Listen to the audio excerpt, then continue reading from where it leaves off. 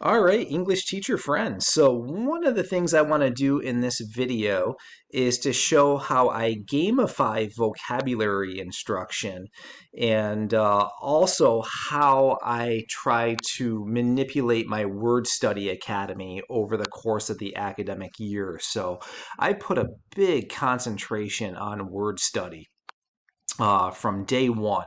And it's just one of those things where, in my observation, in 20 plus years of teaching, students come to me with little, small, tiny voices each year. It gets smaller and smaller and smaller in terms of their ability to wield tier 2 level vocabulary. And by that, I mean just like naturally possess SAT level caliber words. I just find when I get my kids in September, the bulk of them just don't have a girthy enough vocab to cop that nice academic tone that I want them to have, especially as AP students or just students in general. I want them to have, nice diction when they write. So for this particular workshop here, this video, I'm going to show you an exercise that I do for Chapter 1 and Chapter 2 for the Great Gatsby that will gamify the vocabulary instruction.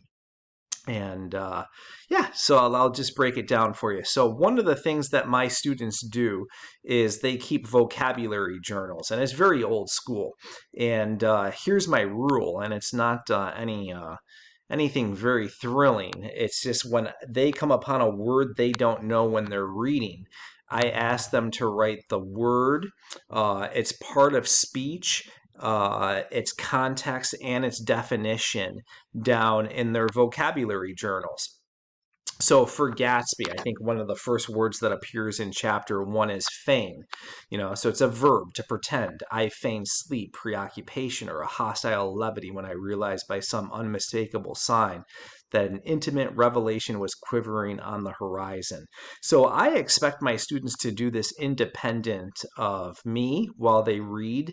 I tell them that even to this day, I'm 47 years old with education, degrees, I still keep vocabulary journals. I love words, and I love it when I encounter new words. And I've been doing this ever since I was like 15 years old, keeping vocabulary journals. So I actually show them some of the ones that I kept when I was their age, reading things like Jack Kerouac's On the Road. There were a lot of fascinating words in there. Robert Pirsig's Zen and the Art of Motorcycle Maintenance just had a bevy of fantastic words. And I still have those, and it's pretty fascinating to show my students those things. So I just keep a bank of the words in Gatsby that I think my students probably should have in their journal, and then anything above and beyond the tier 2 words that are a little tricky are just bonus. Sometimes students will admit to not possessing knowledge of certain words that I take for granted, which is pretty neat. So anyways, one of the things that we do a lot of in my class is fill in the blank games. And you may have seen some of these on my YouTube channel. I did one the other day. Just straight up Family Feud. It's kind of our rendition of Wordle in my classroom, where I'll give a student a sentence with a blank in it, and then competitively, collaboratively, we fill in the blank with a tier 2 level word. And again, just to redefine that, it's your average run-of-the-mill SAT level word. So as an example, we might do something like this. After 3 months of dreadful performance, Ralph had the blank to ask for a significant pay raise. So I want my students to come out with words like audacity, moxie, gall, fortitude, temerity, words like that. So we can learn a ton of words by contextualizing vocabulary like this. And it's also this, I call it exercising the pause. when I write, I'm writing, and I pause and I say, oh, what's the best word? What's the best word? And oftentimes our students don't do that enough to go searching for those tier 2 level words. So this is a great practice to get them to exercise that pause and go dig in for the tier 2s. So with the words for Gatsby, I just create sentences around them, um, like what you just saw, where I have blanks in there, and then the students have to fill in the blank with hopefully Fitzgerald's word. And to gamify it, we use something called Tug of War. And this website right here is amazing for PowerPoint games. This guy out of the UK has like hundreds of fantastic games, super high quality graphics. And if you want it, I'm going to recommend that you go to this website to get it instead of me sending it, because I don't know for copyright reasons if I'm allowed to send that or not. So to be safe and to ensure that I don't get sued, just go to this guy's website and type in Tug of War PowerPoint, and I'll show you what that looks like in just a second. So for chapter 1, I might give students a sentence like this, and I just split them into teams, and 2 teams, and I'll give them this sentence. He's such a blank person, always putting others first. So I'll do this after I assign the chapter 1 for the night. And you know, the do-gooder kids have that word in their journal and they know it.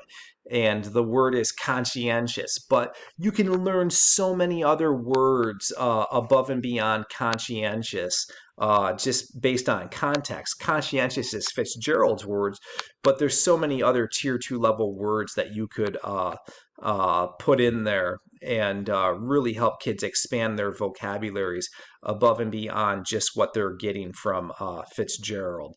So here's another one. We have a very blank relationship in that sometimes I'll pay for dinner while at other times Mary will pay for lunch. Things are pretty equal. So the word from the book is reciprocal. So let me show you the Tug of War PowerPoint. It's actually, they call it Click-O-War. And basically, as you know, the kids are hollering out their words, you know, from team to team, you know, we just pull until we get you know, the right one, and into the you know, the pit we go. And you know, as soon as the kid utters you know, the right Fitzgerald word, and we just keep word banks, right? And expand the vocab. So it's a pretty cool way. I gamify a lot. That website that I alerted you to is really fantastic. In terms of getting all the words from Gatsby for the chapters, it's all over the internet. So many teachers have broken down the vocabulary for each chapter. So I didn't, you know, I'm not reinventing the wheel here. I just took it from that. The sentences I create off the top of my head. And that's just kind of one way we go about doing our vocab. So hopefully you found that to be useful, and it's really fun gamifying. I know some teachers are looking for Wordle-esque things to do to learn vocab, and I find that with the spirit of collaboration and competition, kids get so into this, and they're just throwing out all the tier 2 words that they possibly have in order to answer this, you know, to fill in those blanks correctly. So it's pretty neat. So yeah, like I said, hopefully that helps. It's an idea.